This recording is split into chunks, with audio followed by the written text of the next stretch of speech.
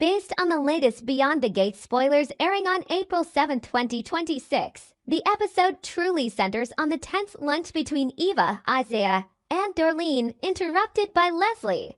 Alongside June disappointing Samantha, Anita stepping in to steady Donnie through her insecurities, and Jacob trying to stop Smitty from doing something reckless in the plasma ring case. In Fairmont Crest, major breakdowns rarely begin with an explosion.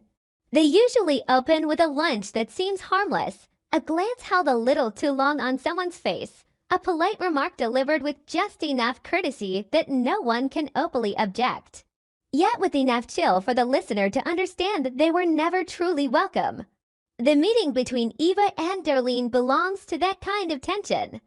On the surface, it is simply Isaiah's attempt to give the two most important women in his life another chance, as if changing the setting, choosing a gentler time, might somehow soften every prejudice. But their problem was never the place or the ritual.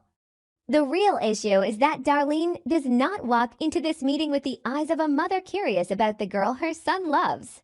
She walks in carrying memory, caution, information Eva does not have, and a silent verdict formed long before Eva has the chance to sit down and offer her first smile. Darlene's coldness, then, does not exactly come from hatred of Eva. It is something far more frightening than hatred. Hatred can at least be the result of sudden emotion, but Darlene's distance is a form of caution that has been carefully considered. She looks at Eva and sees Leslie's shadow standing behind her. She sees the risk of her son being pulled back into an orbit of chaos she believes she recognized long ago. In that state of mind, Eva has almost no chance to be judged as herself. She becomes the one paying for her mother's history, the younger face of a name that already irritates Darlene, the victim of a prejudice she did not create but is still forced to carry. That is Eva's first tragedy in this story. She loves with her own heart, but she is judged through her mother's past. Isaiah understands that, which is why he tries to create a second chance at a first impression, a contradiction only people desperate to protect love could believe is possible. He does not want to choose between his mother and the woman he loves. Even more than that, he does not want to admit that the two women he treasures most might become opposing forces in his world. That determination makes Isaiah both beautiful and fragile. It is beautiful because he still believes people can meet each other in good faith. But it is fragile because he is the only one at that table who still believes good faith is enough. Darlene comes to observe. Eva comes to be accepted. Only Isaiah comes with hope. In meetings like that, the person who hopes the most is often the one who suffers the most when everything falls apart.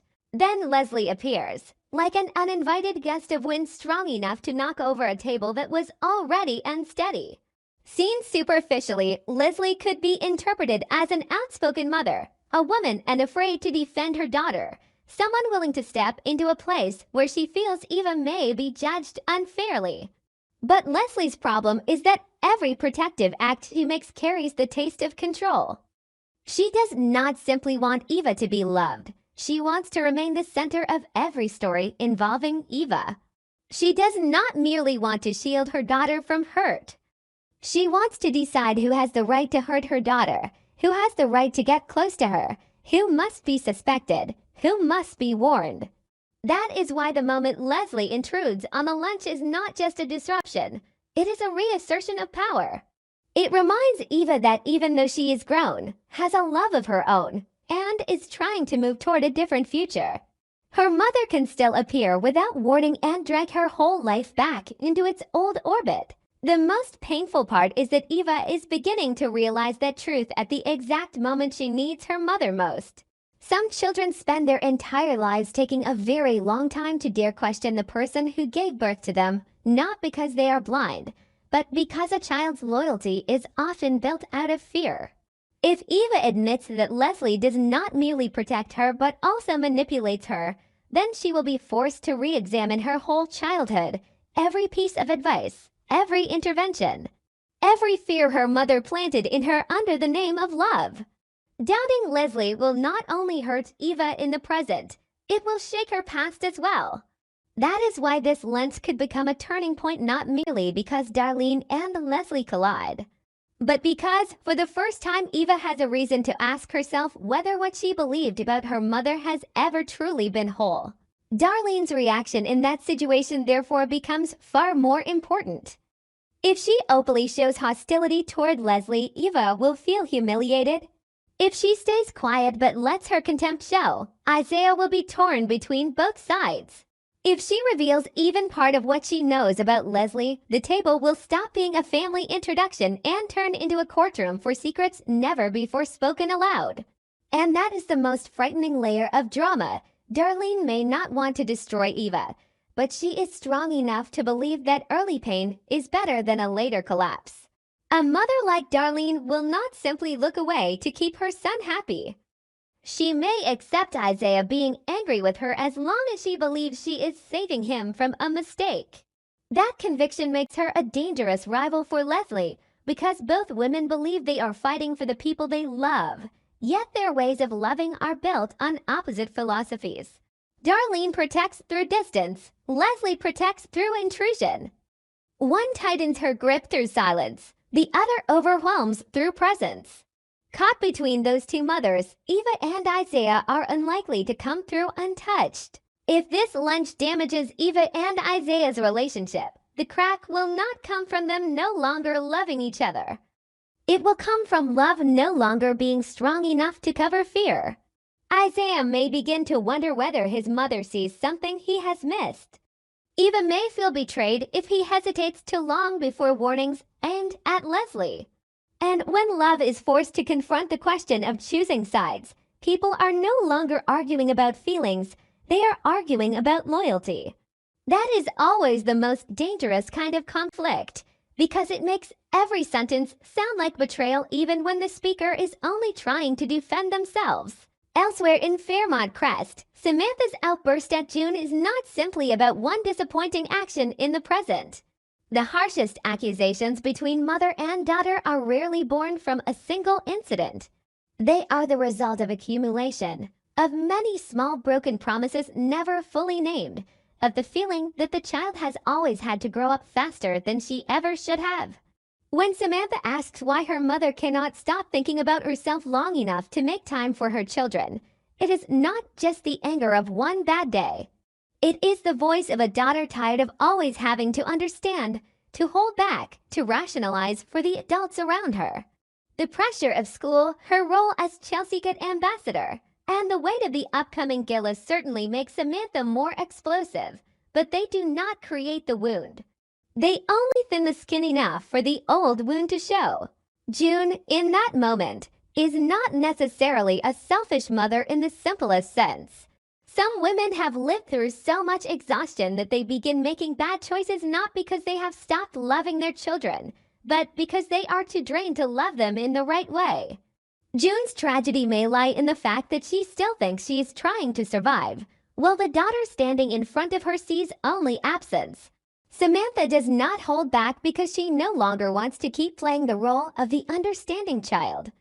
She wants to be allowed to be the daughter, to make demands, to be disappointed. In that instant, the conflict between them becomes heartbreaking precisely because both of them are right in part. June may be struggling with private chaos Samantha does not fully understand. Samantha also has every right to be angry, because the emptiness she feels cannot simply be erased by explanation. When two pains that are both valid enter the same room, no one wins.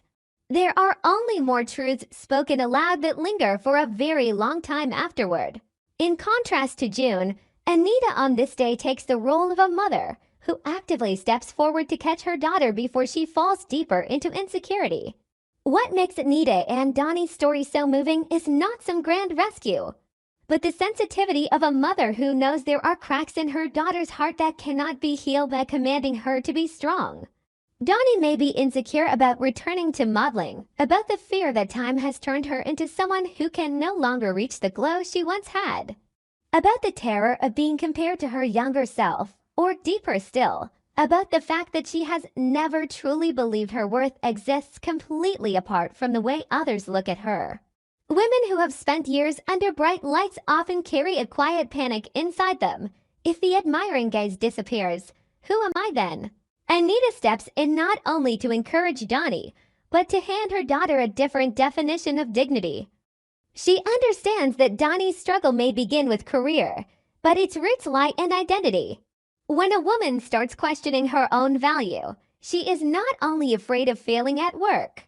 She is afraid of being left behind by life, of no longer being chosen, of no longer being beautiful enough to be seen, of time having already taken the best parts of her away. Anita can make Donnie stronger if she listens to that fear instead of trying to deny it. But even love has a delicate boundary. If Anita becomes too forceful without meaning to, her protection can also become another form of pressure, making Donnie feel she still has to win in order to deserve her mother's faith. That is why the emotional weight of this storyline does not lie in any single piece of advice, but in whether Anita can help Donnie feel accepted even before she is ready to shine again. While the women of Fairmont Crest struggle with wounds tied to family and identity, Jacob and Smitty are being pulled into a different kind of danger, colder and far more concrete. The plasma ring case is revealing new layers, and the fact that they discover the person contacting Grayson is a woman immediately changes the nature of the game. That woman could be a witness, an accomplice, or very possibly the true coordinating hand behind layers of familiar male fronts. That possibility is exactly what pushes Smitty to want to investigate alone. For a journalist, especially the kind who believes truth can save someone, the moment a new link appears can be as addictive as an invitation. But courage is sometimes only a more beautiful name for desperation when a person can no longer bear the feeling of helplessness. Jacob sees that, which is why he does everything he can to stop Smitty from going too far. Jacob's plea is not simply the professional instinct of a detective who understands how dangerous the case really is. It carries something more private, more profound, as if he knows that if Smitty takes one wrong step, the consequences will not end with a failed story or a broken lead. Perhaps Jacob is worried for Smitty in the most direct sense. Or perhaps he is hiding part of the truth, a level of danger he does not want Smitty to understand yet because he fears that very knowledge would turn him into a target. But whatever the reason, the struggle between them is clear. Smitty believes silence is complicity, while Jacob understands that recklessness sometimes only saves the bad people the trouble of striking again. All of these storylines together create a picture that feels deeply characteristic of Beyond the Gates. A world where people can sit at an elegant lunch table and say things that make each other's hearts go cold. Where one bitter exchange between mother and daughter contains an entire history of misplaced love. Where a mother can lift her daughter using the very strength she has won back from pain. And where an investigation that seems like it should run only on logic is actually being driven by emotion, fear of loss, and the instinct to protect. What makes the current pacing of the show so gripping is not merely that so many conflicts are happening at once, but that every conflict touches the same deeply human question: when love, family, and truth collide, who do we save first? If today is truly a turning point, it is not because every secret has already been exposed, but because the cracks are now visible enough that no one can keep pretending they are not there. Eva is beginning to face the possibility that her mother is not only a shield, but also a source of chaos. Isaiah is beginning to understand that love cannot remain separate from family forever. Samantha no longer wants to keep playing the role of the well-behaved daughter. June may have to confront the truth that her exhaustion is wounding her child. Donnie is being forced to look directly into the insecurity she has spent so long avoiding. And Jacob and Smitty are moving toward a line where courage and mistake are separated by only a single decision.